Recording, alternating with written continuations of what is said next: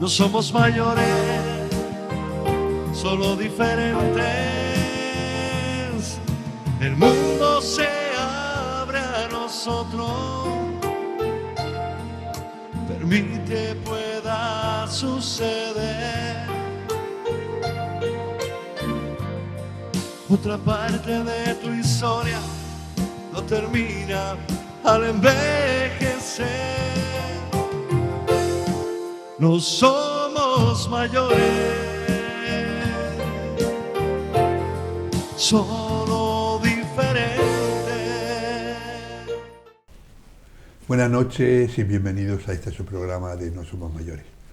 Como les digo cada semana, muchas gracias por estar ahí, por abrirnos esa ventana que da la televisión y hacernos un huequito junto a ustedes. Bueno, nosotros intentaremos hacerles pasar un ratito, pues casi una hora, entretenida, distendida, hablando de lo que siempre hablamos.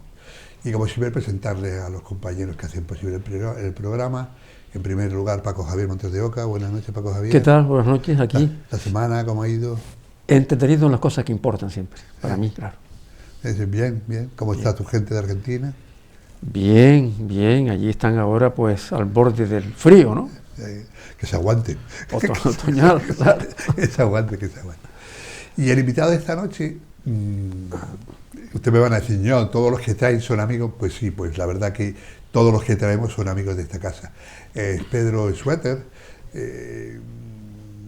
Lo hemos entrevistado montones de veces, hemos estado en su casa, hemos hecho algunos especiales de Navidad, de cierre de temporada, en su casa de Tafira.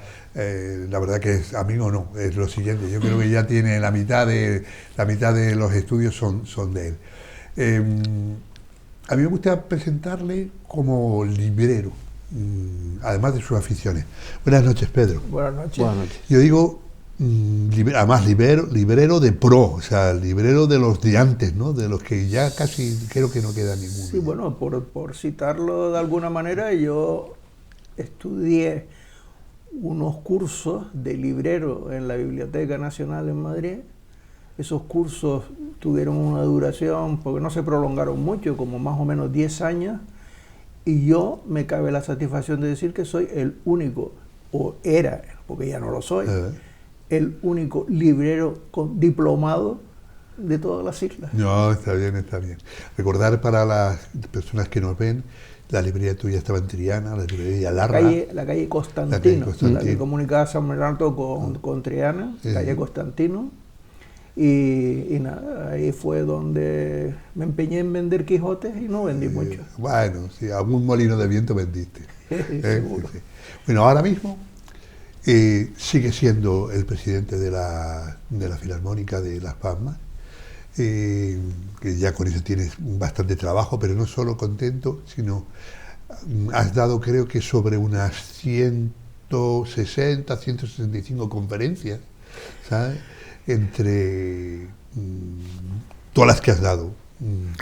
Bueno, la historia de las conferencias es una historia un poco amplia, por decirlo de alguna manera.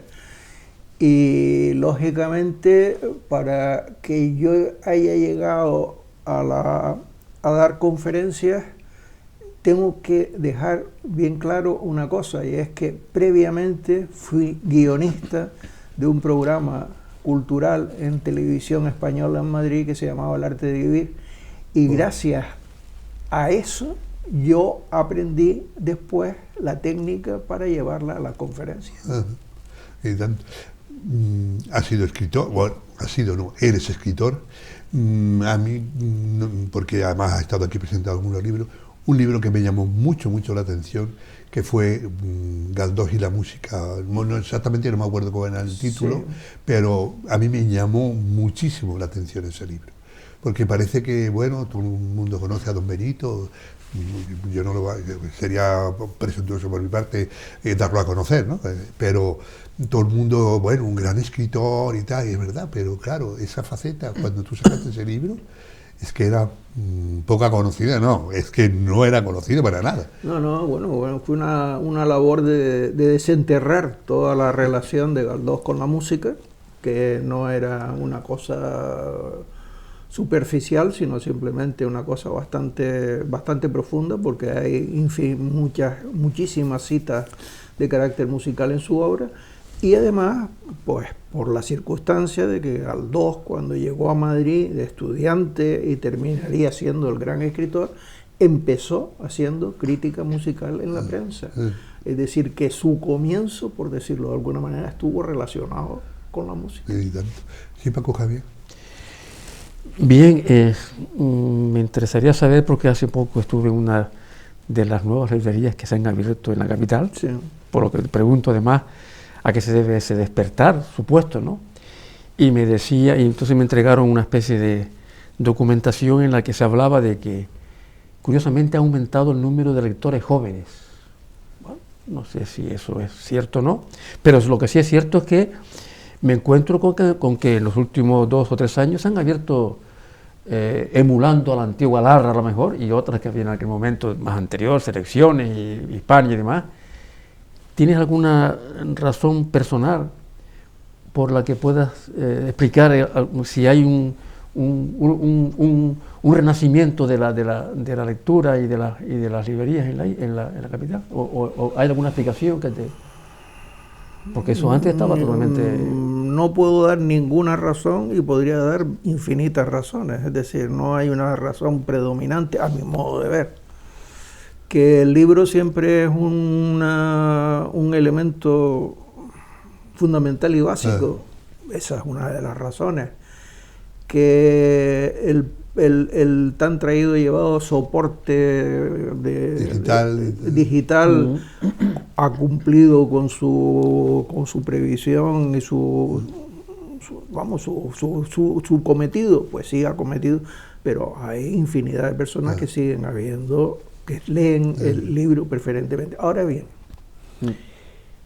sí hay una cosa que yo creo que implica, si no un mayor número de lecturas, sí un mayor número de ediciones del libro, que es una cosa.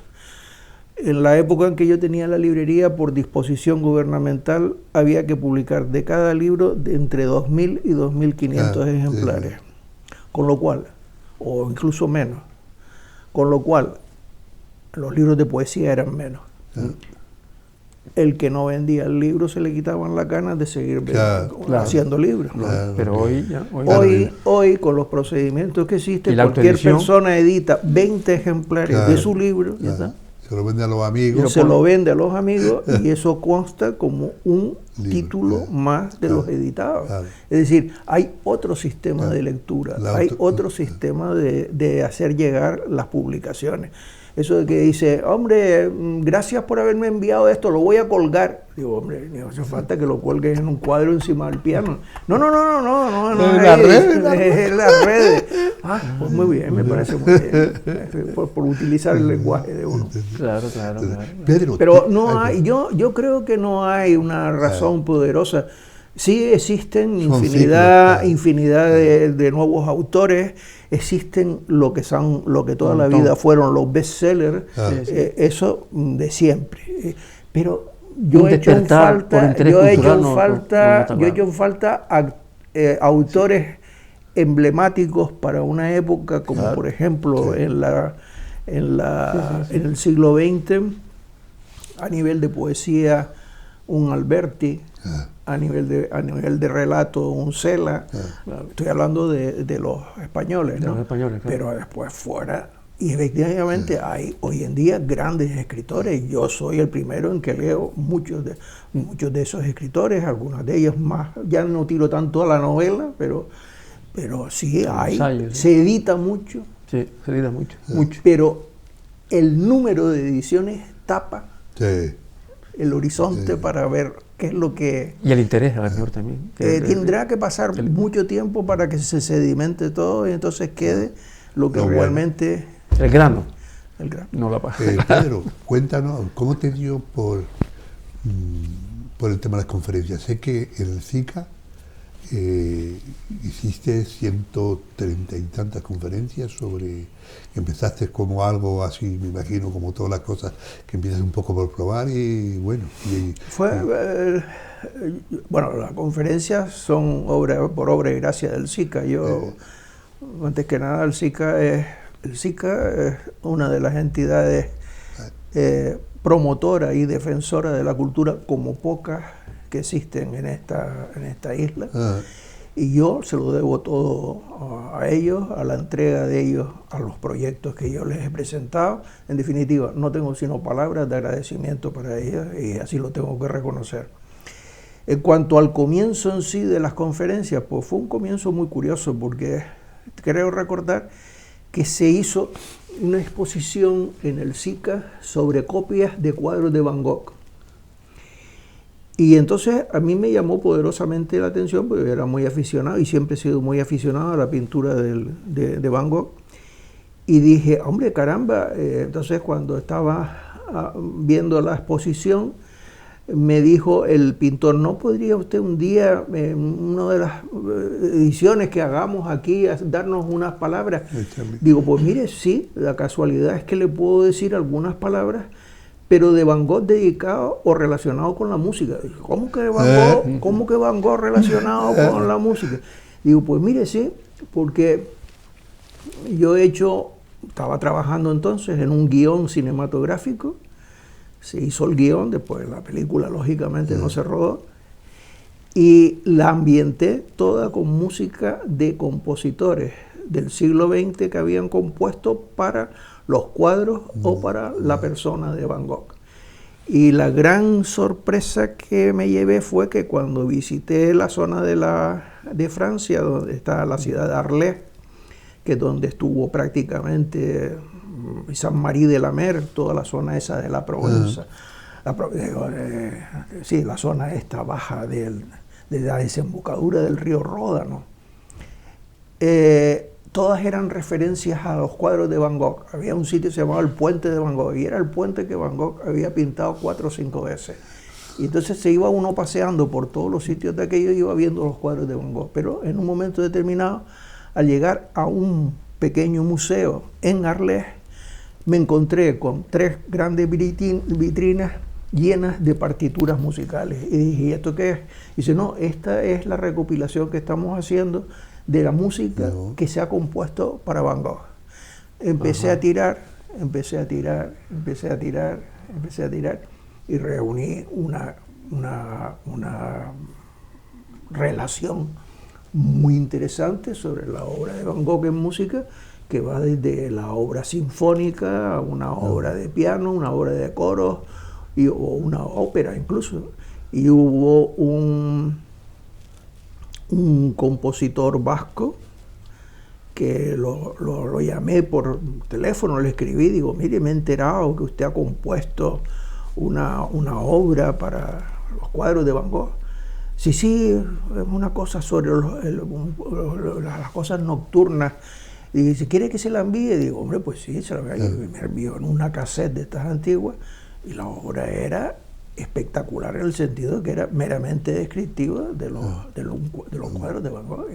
Y por ahí empezó. Entonces yo le propuse al SICA y le dije, ¿les puedo hacer una conferencia un día si quieren de Van Gogh y la música? Ah, pues venga, sí. Entonces, eso fue en octubre del año 2000, que fue la primera conferencia, que la llamé Música y Palabras, y ya luego a partir del 2001 empecé con una serie de querer relacionar, lo mismo que había relacionado Van Gogh con la música, pues una serie de elementos con la música. Empecé con el mar y la música. Wow. Empecé con el vino y la música, y además abrí una botella de vino, me la pegué durante la conferencia y terminé tartamudeando. Qué bueno. Pero lo pasé muy bien. Qué bueno. La música y Canarias, la música y Don Quijote, Pere Galdós y la música. Entonces, todo eso fue una especie de comienzo. Hasta 135. Hasta 135. Wow. ¿Y podías haber seguido más? No, la última la di hace unos pocos, puse en el cartel penúltima conferencia, como queriendo decir, porque todo el mundo me decía, última nunca se dice, se dice penúltima. Y digo, bueno, pues póngate penúltima. Ya no, a pegarme como me pego a veces 1 hora y cuarto, hora y media en el escenario, pendiente de hacer varios papeles a la vez, hacer esto, lo otro, el que se proyecte unas imágenes, el que suene una música sincronizado, todo es un poco complicado. Porque no solamente ir y hablar, ¿vale? Que lo puedes llevar más o menos preparado, sino que es todo lo que rodea al trabajo previo, a que todo salga bien y todo eso. Bueno, claro, lógicamente, eso implica, me dice la gente, es que eso... Digo, pues no se cree usted que a veces un simple parrafito me ha costado 2 días poderlo escribir. Claro, sí. Es complicado. ¿Y qué proyectos tienes? Cuéntanos. ¿Qué proyectos tengo? Sigue escribiendo, me imagino que sí, ¿no? Seguir viviendo. Que ya es bastante, ¿no? Seguir viviendo, estoy escribiendo mis memorias. Qué bien. Qué bien. Entonces esas serán autorizadas, por supuesto, la estás escribiendo tú, ¿no? No creo que se publicarán partes sí es que se publican, otras pues no, como típicamente son las memorias, no tienen interés para nadie, pues son unas cosas de carácter personal, un poco familiar, pero sí hay muchas cosas que lógicamente yo he visto y me ha llamado la atención desde un punto de vista de toda la vida de que he estado relacionado con la cultura, de ver las muchas patadas que se les da a la cultura. Y tanto, es verdad. Con la disculpa de que es algo que está como de relleno. Sí. Y, amigo, esas patadas hay que saber decir quién se las ha dado. Sí, también es verdad. Pedro, llegamos al final de la entrevista, te voy a pedir un favor, si no te importa, y te quedas con nosotros, y es un atraco que estamos haciendo esta temporada a todos los invitados, ¿no? Y nos ayuda a presentar el programa. Muy bien, como quiera. Ya saben, vamos a hacer un pequeñito alto en el camino, pero pequeño, ni se levanten del sofá, que ya mismo estamos con ustedes. Hasta ahora.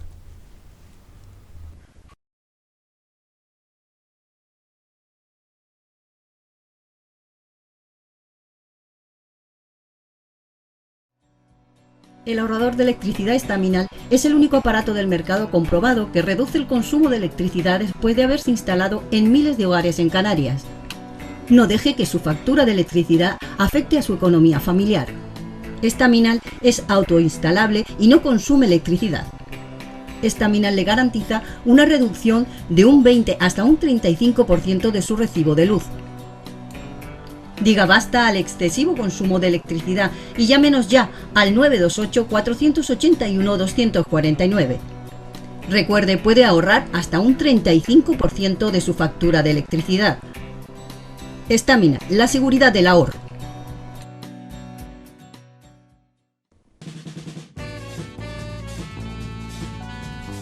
El ahorrador de electricidad Estaminal, tras muchos años de instalación en Canarias y ser elegido como producto del año en ahorro energético a nivel nacional, le ofrece la posibilidad de ahorrar de un 15 hasta un 35% de su consumo en su factura de electricidad. Sea cual sea su negocio local o industria, Estaminal tiene el ahorrador que se adapta a sus características. No se fíe de las imitaciones, Estaminal solo hay uno, con las homologaciones de la comunidad internacional. No deje que los gastos abusivos de electricidad afecten a la economía de su negocio. Pídanos presupuestos sin compromiso al 928-481-249. Ahorrador industrial de energía Estaminal, la solución a su excesivo consumo energético. Recuerde, ahorre de un 15 a un 35% de su factura de electricidad. Bueno, han visto que no hemos tardado nada de la publicidad. Y ahora nos vamos a la agenda cultural en el recuerdo. Vamos a ver una exposición de escultura y pintura que se titulaba Mi mamá me ama, amo a mi mamá, que fue en el Club Prensa Canaria ya por marzo del 2005, y el autor fue Octavio Floral, exactamente, Octavio Floral, así que vamos a verla porque es interesante.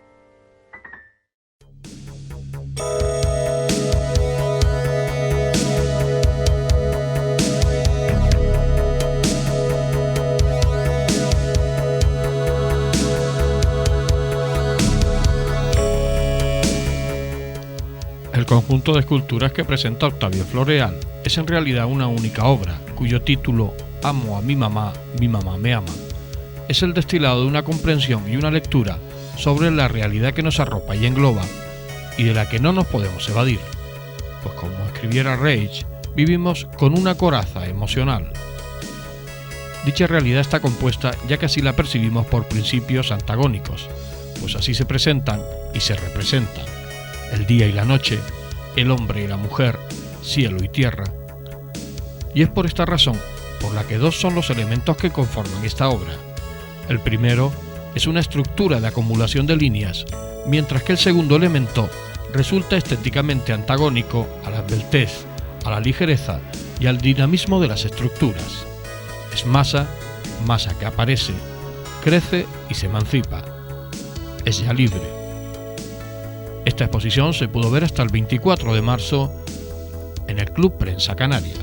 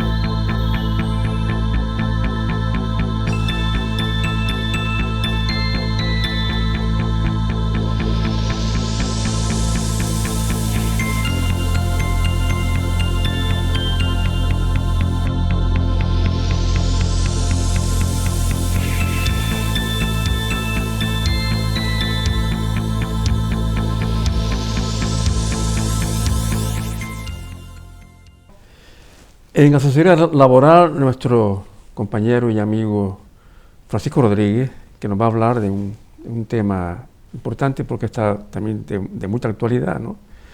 La extinción de la obligación de llevar a la empresa los partes de baja. Bueno, se hace todo electrónicamente. ¿Verdad? Sí. Vamos a ver qué dice.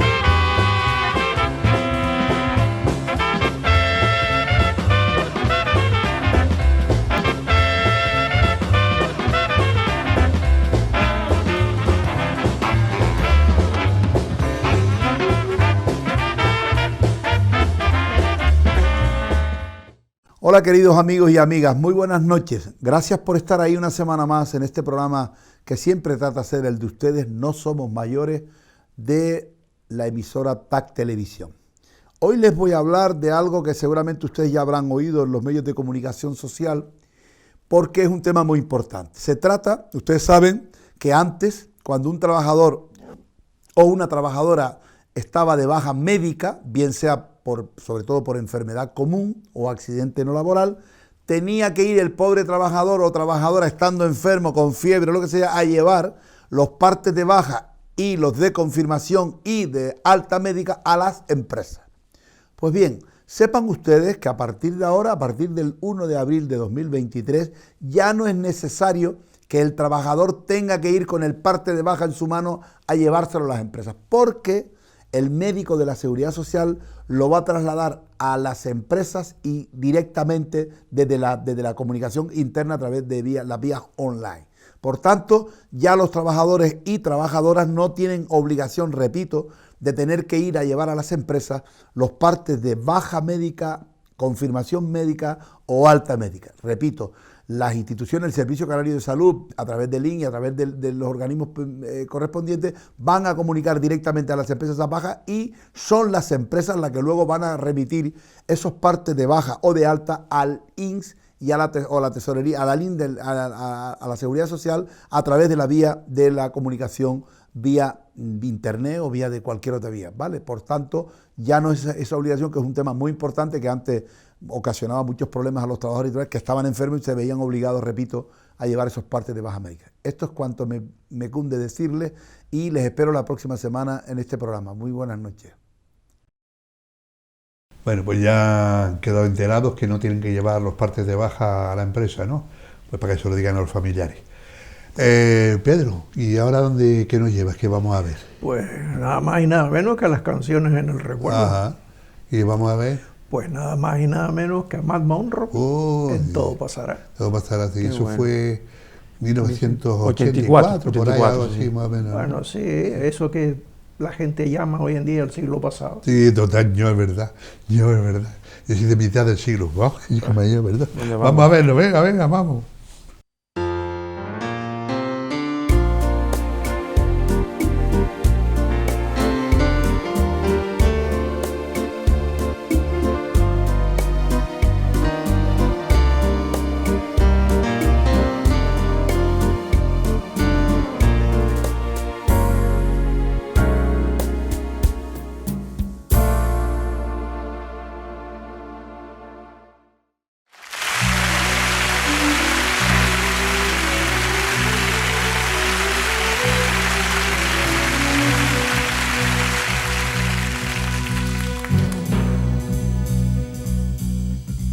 Yo te di mi amor por un día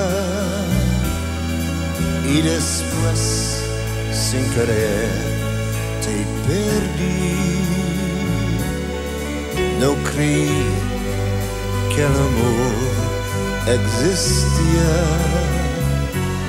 que también lloraría por ti. mas todo pasa, todo pasará. Y nada queda, nada quedará. Solo se encuentra la felicidad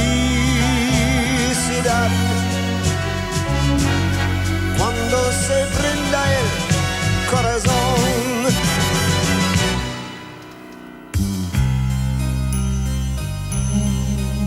We were fools, you and I, now we know it. We stood still as the days moved along. We found love, but our eyes didn't show it. But suddenly we could see we were wrong. All of a sudden, this world's yours and mine. All of a sudden, water tastes like wine. Now every moment there are songs to sing. All of a sudden everything. Mas todo pasa, todo pasará. Y nada queda, nada quedará. Solo se encuentra la felicidad cuando se brinda el corazón. All of a sudden, this world's yours and mine. All of a sudden, water tastes like wine. Now every moment there are songs to sing. All of a sudden everything.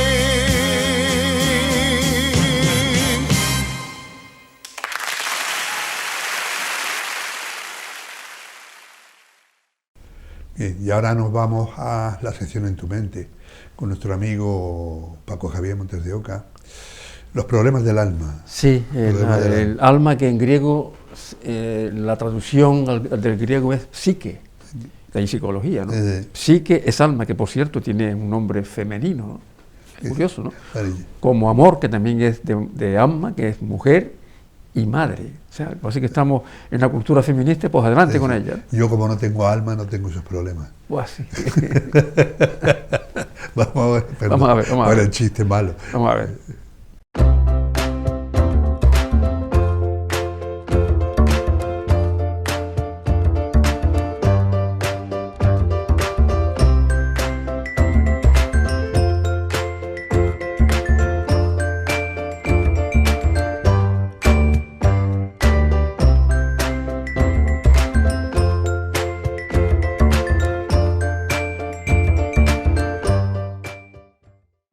Hace unos meses la prensa publicó unos datos que llevan a una pequeña reflexión que, si quieren, yo puedo compartir con ustedes.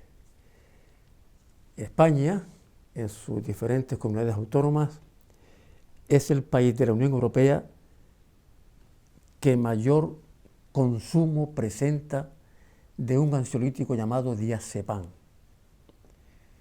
Los últimos 4 o 5 años, el consumo se ha disparado a un nivel de más de un 62%. Las personas con ansiedad, con ciertos estados depresivos, con nerviosismo, con grados de estrés o de distrés alto, suelen acudir a los médicos de cabecera, a los sanatorios y centros de salud, en un estado como acabo de comentar, de ansiedad, y la única alternativa que se le presenta es el facultativo, le receta esta medicación o otros parecidos que son ansiolíticos que influyen en la aportación de activación de las neuronas y de ciertas moléculas cerebrales que tienen que ver con digamos, quitar, paliar, tratar los estados de tristeza, de melancolía, de ansiedad, de nerviosismo y aportar una serie de moléculas al cerebro que puedan, digamos, restituir o intentar que la vida de estas personas sea lo más normal posible. Claro está, este es el dato. ¿Qué es lo que se dice a nivel institucional y profesional para paliar este estado de cosas que incluso tiene repercusiones económicas, porque hay un gasto ingente en farmacias, ¿no? Que muchas veces, entre comillas, a quien favorece fundamentalmente es a los laboratorios, ¿no? Laboratorios que procesan y fabrican este tipo de medicamentos. Todas las instituciones facultativos, profesionales, hablan de falta, ausencia de alternativas a este tipo de tratamiento únicamente medicamentoso para tratar los problemas del alma, del ánimo, del espíritu, en definitiva de la psique, que significa alma, como ustedes saben en griego. ¿Y qué se presenta como alternativa? Pues que en los centros sanitarios, la alternativa está en otro tipo de profesionales, fundamentalmente en psicólogos que ayuden a nivel multidisciplinar, que formen equipo con diferentes facultativos de las diferentes especialidades, sobre todo en cuanto a psiquiatría, medicina en general y neurología se refiere, para tratar, para prevenir este tipo de disfunción o de conductas anómalas que presentan las personas. Y no olvidemos además que son los propios facultativos los que muchas veces hablan que un alto porcentaje de las consultas que se evacúan en los centros de salud, a nivel hospitalario también, tienen un contenido de bajada de ánimo, de ansiedad, de estados de distrés y de estados previos a una posible crisis depresiva. Entonces, hay otro tipo de alternativas a las que responde de forma fehaciente y comprobada la psicología conductual, la psicología cognitiva o la psicoterapia. Es decir, una otra manera de que las personas sean escuchadas, estos pacientes sean escuchados, sean tratados, se les escuche y se les dé un tipo de alternativa en manos, lógicamente, de facultativos profesionales. Y con esto hago hincapié que sean profesionales universitarios. No quiere decir que todos los universitarios, no solamente médicos, psicólogos, sociólogos o físicos, sean los mejores del mundo, pero sí que tengan un nivel académico y competencial suficiente para tratar este tipo de problemas como alternativa ¿a qué? A medicar los problemas del alma. Nos vemos la semana que entra. Pues uno de los alimentos más gozosos para el alma es el humor. Sí, y por eso vamos a ir, ¿a dónde vamos, don Pedro? Pues al cine cómico. Por eso, lógicamente, y dentro del humor, pues lo lógico también, dentro de los grandes, por no decir el más grande, está Charles Chaplin, como también estaba Buster Keaton y estaba Harold Lloyd, y había muchísimos más. Pero Charles Chaplin creó una figura mítica dentro del humor y gracias a eso, pues eso es lo que vamos a ver. Sí, creo que vamos a ver, me parece que es un corto, se llamaba Una mujer o algo así, ¿no? El corto sí, el corto se llama Una mujer. Yo tengo en mente un corto maravilloso de Charles Chaplin, y es Charles Chaplin de espaldas, delante de una mesa, moviéndose así, como si estuviera llorando. Y entonces crees tú que está llorando. Y cuando se da la vuelta, lo que tiene es una coctelera en la mano. Que la está quitado, qué bueno. Qué bueno. Pues vamos a ver el corto de 1915. Sí. De Charles. Correcto.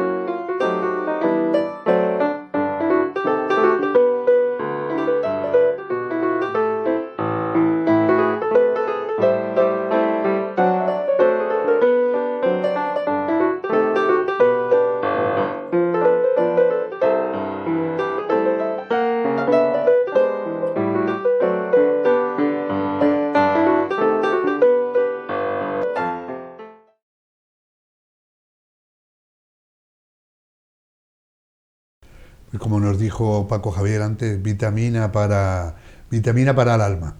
¿Dónde nos vamos ahora, Paco Javier? ¿Qué vamos a ver? A no creernos todos los eslóganes que hay en diferentes publicidades, incluso en la política, ¿no? Falsos eslóganes. Ajá. Y de eso nos va a hablar hoy Hilario Esteves en Nuestro Mundo. Vamos a ver.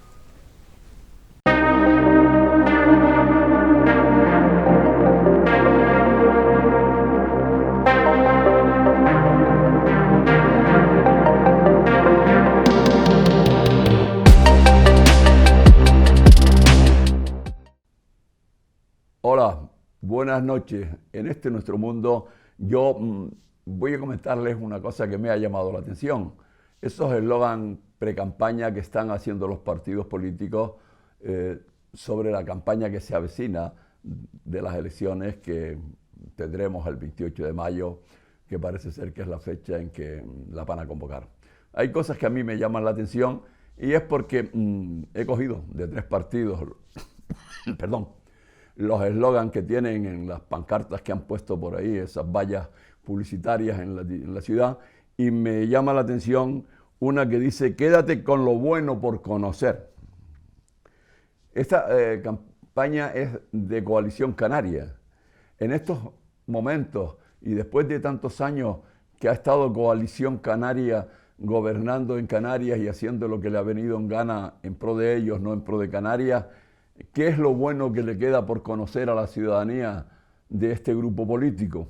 Pero es que además, por si fuera poco, le añaden que es el Partido de Canarias. Es decir, por lo visto es la primera vez que se presentan a las elecciones. Nunca han estado gobernando, nunca se han presentado, y es el partido que se va a presentar en Canarias ahora por primera vez, y por eso nos piden que nos quedemos por lo bueno por conocer. Si hasta ahora parece ser que todo lo que hemos conocido de Coalición Canaria es malo. A ver, cuando acaben las elecciones y cuando empiecen con la campaña electoral, que seguro no hablarán de programas y nos insultarán unos a otros, veremos qué es eso, qué es lo bueno que nos queda conocer. Y hay otra, que era del PP, que esta también se las trae en lata. Es alguien en quien confiar.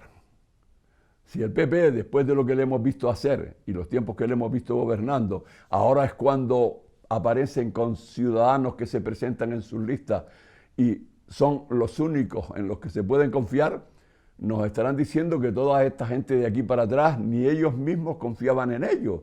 Es decir, los que los proponían, los que los colocaban en las listas para que la ciudadanía la votara, no confiaban en esos señores que iban en las listas. A partir de ahora es cuando el PP va a proponer a la ciudadanía gente para que votemos en los que podemos confiar. Triste, señores, pero claro, la hemeroteca no le funciona. Estos señores no recuerdan que han estado gobernando y lo que han hecho mientras ha gobernado. Y esto a mí particularmente me resulta chocante y preocupante. Y la última era una de un grupo que no es nuevo, es Unidos por Gran Canaria. Dice recuperar nuestra grandeza.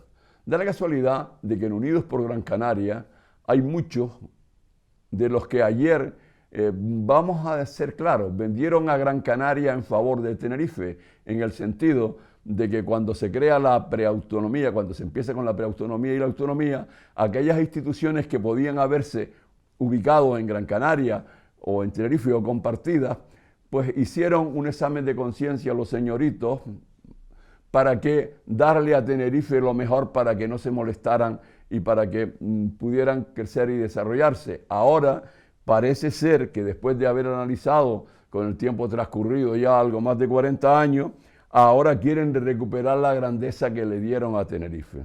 Señores de Unidos por Gran Canaria, vayan a la hemeroteca, analicen lo que algunos de sus responsables han dicho y han hecho este tiempo atrás y dense cuenta de que recuperar la grandeza era no haber perdido nunca, ni haber vendido, ni haber regalado la grandeza. Porque la otra provincia esta, Las Palmas, necesitaba también de esa grandeza, había que al menos compartirla, pero optaron por donarla, regalarla, cederla, para evitar crispación, que no se va a hacer, porque vamos a seguir o van a seguir en la misma línea. Eso sí, todavía vendrán eslogan más curiosos, pero quizás lleguemos tarde para contárselos. Pero esto me ha llamado la atención de estos 3 grupos, porque parece ser que son nuevos los tres presentándose. Y lo del PSOE, bueno, parece que lo del PSOE va un poco más por llamar a la gente para que gobiernen ellos en vez de los que pone el PSOE en las listas. A ver si es verdad que dejan participar a la ciudadanía en los gobiernos, o al menos tienen en cuenta las cosas que la ciudadanía necesita, quiere y propone para que las desarrollen cuando estén en el gobierno. Y esto suena así, pero es lo que nos ofrecen, es lo que nos dan, y parece ser que nos consideran que no somos unas personas serias. Pues después de esta sección del compañero Hilario, hemos llegado al final del programa. Darle las gracias, sobre todo a Pedro. Sí. Perdona primero por el atraco que hemos perpetrado contigo, ¿no? Pero bueno, no te podías marchar sin ayudarnos a presentar el programa. Encantado de haber sido atracado. Lo dicho, muchas gracias. Sabes que esta es tu casa, entonces te esperamos para que nos cuentes más. Sí, las entrevistas siempre son cortitas, pero bueno, así es la excusa perfecta para que puedan venir los invitados más veces y todo eso a contar. Encantado. Paco Javier, nos vemos la próxima Simplemente semana. Seguimos. Sí, sí. Exacto, simplemente seguimos. Eso me gusta. Simplemente seguimos. A todos ustedes, muchas gracias por estar ahí, por aguantarnos una semana más. A esos amigos que nos ven en Argentina, en Chile, en Perú, muchas gracias por estar ahí, muchas gracias por vernos, por enviarnos sus comentarios. Saben que el programa es de ustedes. Nosotros solamente somos unos humildes presentadores que intentamos hacer que ustedes disfruten un ratito. Así que ya saben, hasta siempre, nos vemos la próxima semana y no nos falten porque saben que pasamos lista hasta siempre. Otra parte de tu historia no termina al envejecer. No somos mayores. Somos